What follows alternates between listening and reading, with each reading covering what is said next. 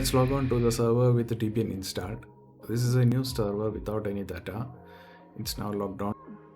Let's install NeoFetch to see which operating system we have currently installed.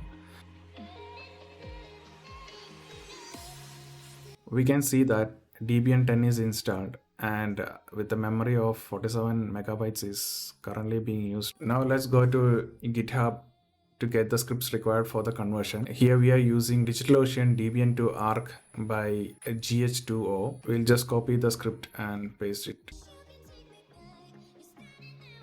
Once it's downloaded, we'll convert it into a executable by chmod x plus x install.ch. They will ask us to wipe this droplet. We have to confirm this by typing wipe this droplet.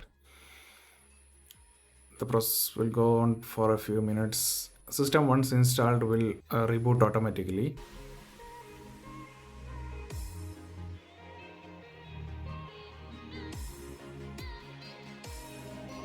Now log on to the server again.